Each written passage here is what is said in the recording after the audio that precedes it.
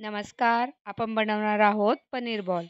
यासाठी मी घेतलेले आहे पनीर, तांदळाची पीठ, कांदा, लसूण, गाजर, हिरवी मिरची आणि कोथिंबीर, थोडासा कढीपत्ता.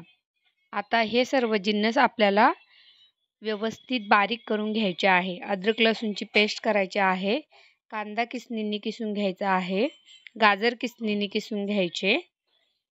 पनीर व्यवस्थित कुस्करून घ्यायचे आणि कोथिंबीर कट करून घ्यायची बारीक. आता यानंतर आपल्याला यावरती 1 वाटी तांदळाची पिठी घालून घ्यायची.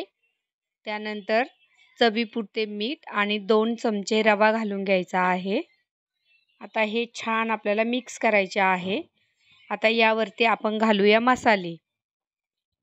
मसाल्यामध्ये घालायचे आहे धना पावडर, हळदी पावडर, मिरची पावडर, थोडासा ओवा, जिरी, बडीशोप आणि ऑर्गॅनिक किंवा चिली फ्लेक्स असेल तर तेही टाकून घ्या. त्याने टेस्ट छान लागते. आपल्याकडे अवेलेबल असेल तरच टाका, नसेल तर स्किप केले तरी चालेल. आता हे छान मिक्स करून घ्या आणि पिठाचा गोळा करून घेऊया आता आपण. आता पिठाचा गोळा झाल्याच्या नंतर आपल्या आवडीनुसार याचे गोळे करून घ्यायचे आहे. एकतर गोळे आपल्या आवडीनुसार चपटे बनवा किंवा गोल बनवून घ्या. याला डेकोरेशनसाठी आपल्याला वापरायचे आहेत सफेद तीळ. सफेद तीळ टाकल्यामुळे बॉल तळल्यावरती खूप छान दिसतात. जसे आपल्याला चवीला छान वाटते तसेच डोळ्यांनाही चांगले वाटले तर खाण्यासाठी मन होते. म्हणून टेस्ट बरोबर सजावटीलाही महत्त्व द्या. त्यानंतर आता आपले सर्व पनीरचे बॉल तयार करून झालेले आहे. आता आपण एका कढईमध्ये तेल घेऊन आता हे सर्व पनीरचे बॉल तळून घ्या किंवा तुम्ही हे फ्रीजमध्ये ठेवून नंतरही तळून घेऊ शकता. तुमच्या नाश्त्याच्या सोयीप्रमाणे गरम तुम्ही हे करून खाऊ शकता.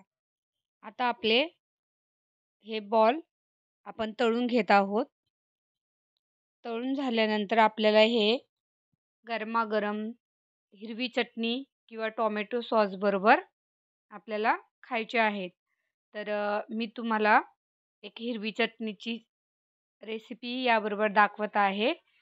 झटपट आणि स्वादिष्ट अशी ही हिरवी चटणी होते.